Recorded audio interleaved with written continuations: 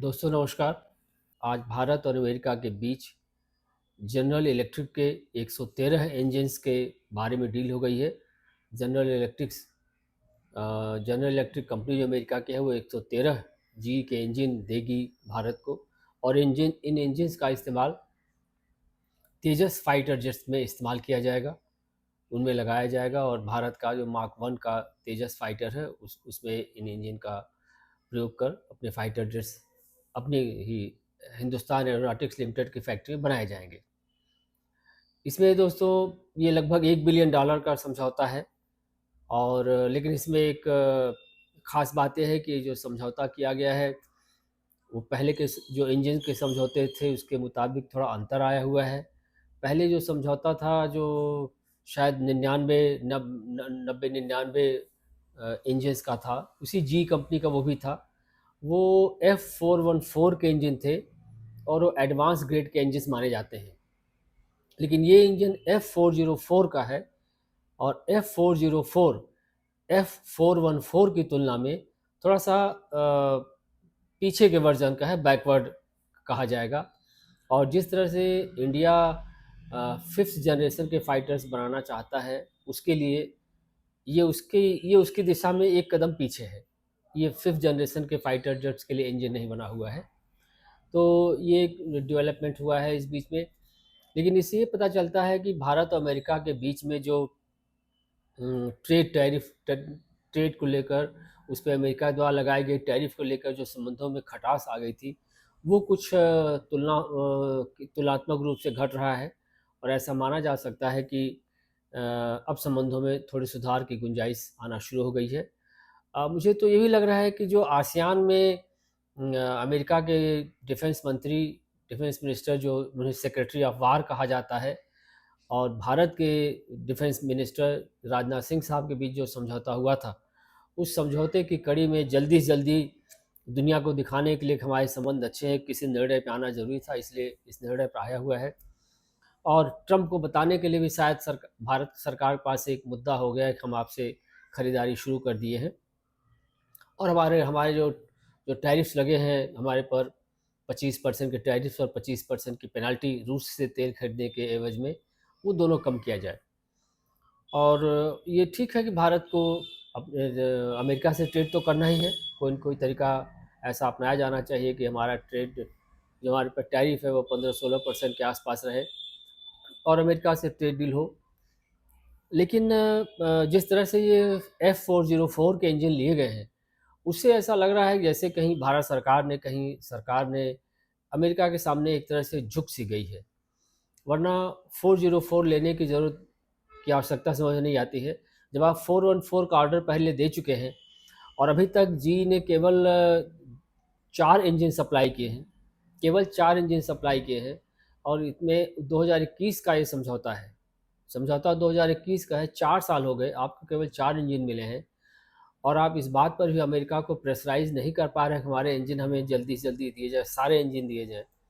आप अमेरिका के प्रेशर में आ जा रहे हैं, तो इससे लगता है कहीं न कहीं सरकार झुकी सी है, कोई ऐसा कारण है कि वो अमेरिका की हर बात मानना चाहती है, केवल किसी तरह से ये ट्रेड डील हो जाए।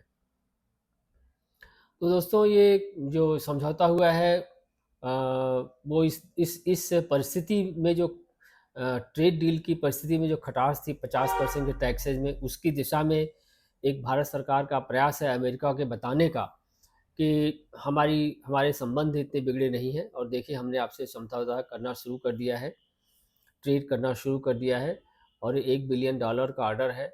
और जैसा कि ट्रंप साहब ने कहा ही था पहले कि हम भारत से बात कर चुके हैं, और भारत रूस से अब तेल खरीदना बंद कर देगा। तो रूस से भारत ने अभी तो तेल खरीदना बंद नहीं किया है, और करीब 1 महीने से 40 दिन का समय लग जाता है ऑर्डर्स को कंप्लीट होने में। तो 1 महीने बाद ही पता चलेगा कि भारत रूस से तेल खरीदना बंद कर चुका है या अभी भी तेल खरीद रहा है। लेकिन ट्रंप साहब का तो यही कहना है कि भारत ने रूस से तेल खरीदना बंद कर दिया है, और अब हमारा एक भारत हमारा एक दोस्त देश भी है। मोदी एक महान नेता हैं, हमारे मित्र हैं। और इसी सिलसिले में जब उनसे पूछा गया कि आप क्या क्वाड देशों की बैठक के लिए भारत आएंगे, जो नवंबर महीने में आना था, तो उन्होंने हिंट किया है कि अगले साल फरवरी मार्च में भारत आ सकते हैं। अगर फरवरी मार्च में भारत आते हैं ट्रंप, तो निश्चित तौर पर उसके पहले तो ट्रेड के समझौतों में दोनों देशों के बीच में ऐसा कुछ करना होगा कि जो जो कड़वाहट, जो खटास संबंधों में आ गई है, वो आगे न रहे। लेकिन एक चीज़ दोस्तों जो सबसे ध्यान देने वाली बात है कि अमेरिका से संबंधों को लेकर हमें बड़ा सतर्क रहने की ज़रूरत है। जहाँ तक टेक्नोलॉजी ट्रांसफ़र की बात है, अमेरिका कोई टेक्नोलॉजी ट्रांसफ़र नहीं करता है। वैसे तो यूरोप के देश भी अवॉइड करते हैं, लेकिन अमेरिका कोई टेक्नोलॉजी ट्रांसफ़र नहीं करता है, या भारत सरकार ने अभी ऐसा कोई स्टेटमेंट नहीं दिया है, ऐसा कोई आश्वासन नहीं दिया है कि अमेरिका 10% भी टेक्नोलॉजी ट्रांसफ़र करने के लिए तैयार है। अमेरिका कोई टेक्नोलॉजी ट्रांसफ़र करने के लिए हमारे दृष्टिकोण में तो वो तैयार नहीं है, और भारत को यही प्रयास करना चाहिए कि वो अमेरिका से भी टेक्नोलॉजी ले। जो चीज़ अमेरिका हमारे रास्ते में आड़े लगाने की कोशिश कर रहा है, वही चीज़ हमें लीवरेज के रूप में उपयोग करनी चाहिए। हमारा जो अमेरिका से ट्रेड डील है, क्योंकि हमें समझना चाहिए कि अगर हमारा काम अमेरिका के बिना नहीं चल सकता है, तो अमेरिका का काम भी भारत के बिना नहीं चल सकता। यह समझना चाहिए इंडिया को। इस स्ट्रॉन्ग फुटिंग पे हमें अपनी ट्रेड डील करनी चाहिए और अमेरिका से अपने समझौते करने चाहिए। देखिए दोस्तों, अमेरिका का जहाँ तक भारत के साथ संबंध है, हमें एक चीज़ बड़ी क्लियरली समझना चाहिए, जो किसी तरह से भाजपा की सरकारें नहीं समझ पाती हैं। आदरणीय अटल बिहारी वाजपेयी जी का प्रधानमंत्री काल हो, या मोदी जी का तो सर्वविदित है, ये दोनों सरकारें प्रो अमेरिका रही हैं, और हमेशा प्रो अमेरिका होने के बाद भी इन सरकारों ने भारत को धोखा दिया है। मोदी जी का धोखा जो अमेरिका ने दिया, हो तो सामने अभी भी भारत झेल रहा है। लेकिन अटल बिहारी वाजपेयी जी भी प्रो अमेरिका थे, और मोदी जी भी प्रो अमेरिका हैं। मोदी जी तो जिस दिन से आए हैं, जिस दिन से भारत के प्रधानमंत्री बने हैं, उसी दिन से प्रो अमेरिका है। और अमेरिका ने दिया कुछ नहीं, सिवाय भारत को एक तरह से जलील करने के, सिवाय भारत को बेइज्जत करने के, अमेरिका ने भारत कुछ नहीं दिया है। इन्हें समझना चाहिए। हमारी सरकारों को, जो नीतिकार हैं, रणनीतिकार हैं, उनको भी ये भी वो बिल्कुल ध्यान में देते होंगे इन बातों का दोस्तों, कि अमेरिका ने हमारा कभी साथ नहीं दिया है।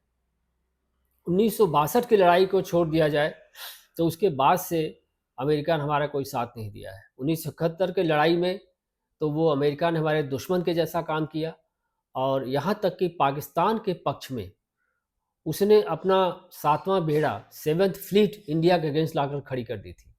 वो तो कहिए कि इंदिरा गांधी जैसा नेतृत्व था, जिन्होंने समय रहते रूस से दोस्ती कर ली थी, स्ट्रेटजिक फ्रेंडशिप कर ली थी, स्ट्रेटजिक ट्रीटी कर ली थी, जिसके चलते रूस ने कहा कि इंडिया पर declaration of war would be an declaration of war on Russia, और अगर 7th फ्लीट वापस नहीं गया तो रसिया का फ्लीट अरेबियन सी में आ जाएगा। और तब कहीं जाके रूस के आने की डर से अमेरिका ने अपने 7th फ्लीट को वापस लिया। तो अमेरिका कभी हमारा साथ नहीं देता। 80 के दशक में हमारे ऊपर, 80-90 के दशक में हमारे ऊपर प्रतिबंध ही लगाए गए, कभी उसने प्रतिबंध ख़त्म नहीं किया। और दूसरी चीज़, हमारे ऊपर न्यूक्लियर होने पर एक तरफ तो अमेरिका प्रतिबंध लगाता है, दूसरी तरफ पाकिस्तान को लेकर अमेरिका हमेशा पाकिस्तान का साथ दिया रहा है। मतलब कि America may be is a good friend of India, but Pakistan is it's darling. Pakistan America की डार्लिंग है, और भारत अमेरिका का दोस्त हो सकता है, कुछ मौक़ों पर दोस्त हो सकता है। पाकिस्तान न्यूक्लियर बम बना रहा है, पाकिस्तान न्यूक्लियर इनरिचमेंट कर रहा है, ये अमेरिका को पता था। अमेरिका ने आंखें मूंद करके पाकिस्तान को बम बनाने दिया, और इंडिया के सामने एक वो हमेशा एक विकल्प खड़ा रखता है इंडिया का, कि अगर इंडिया कभी साथ नहीं देगा, क्योंकि डेमोक्रेटिक कंट्री है, थोड़ा सा सोशलिस्ट कंट्री है, इसलिए हम पाकिस्तान को खड़ा रखेंगे अगर इंडिया की जगह पे। तो ये अमेरिका की सोच है, और हमें इसको भली भांति समझना चाहिए कि हम फ्रेंड हो सकते हैं अमेरिका के, ठीक है, हमें केवल बिजनेस का फ्रेंड होना चाहिए, वो कभी हमारा साथ नहीं देगा। और अमेरिका ने साथ नहीं दिया इंडिया का, ठीक ही करता है, क्योंकि अमेरिका की फ्रेंडशिप पाकिस्तान को ही मुबारक हो। जो देश अपने को बेचकर अमेरिका के साथ जाते हैं, वो पाकिस्तान को अच्छे लगते हैं, वो अमेरिका को अच्छे लगते हैं, और अमेरिका उन देशों को बर्बाद भी कर देता है। जहाँ जहाँ अमेरिका गया उन देशों को बर्बाद किया है। इसलिए भारत को अमेरिका के साथ अपनी दोस्ती निभाते हुए, अपना व्यापार करते हुए, पाकिस्तान के पाकिस्तान के प्रति अपनी दुश्मनी को दिखाने के लिए कभी अमेरिका की गोद में नहीं जाना चाहिए। पाकिस्तान में दुश्मन अपनी जगह पर है, लेकिन पाकिस्तान के लिए अमेरिका की गोद में जाना ठीक नहीं है। रूस हमारा ट्रस्टेड दोस्त है, it's a trusted friend of hours. अब रूस ने 5 बार हमारे लिए यूनाइटेड नेशंस में वीटो पावर लगाई है, अमेरिका ने एक बार भी नहीं लगाई है। तो हमें आपको समझना होगा, आपको समझना ज़रूरी है कि अमेरिका हमारा कैसा दोस्त है और रूस हमारा कैसा दोस्त है। तो एक बार पिछले 10 साल से मोदी सरकार रूस को नाराज़ कर रही है और अब तेल लेना बंद करके एक बार फिर हमें लगता है कि रूस से एक मनमुटाव, एक गहरा मनमुटाव लाने की कोशिश कर रहे हैं। इसलिए सरकार से तो हमारी यही अपील होगी कि आप रूस के अमेरिका के पास साथ जाइए, कोई दो राय नहीं, जाना भी चाहिए और कोई विकल्प भी नहीं है, लेकिन रूस की दोस्ती की कीमत पर नहीं।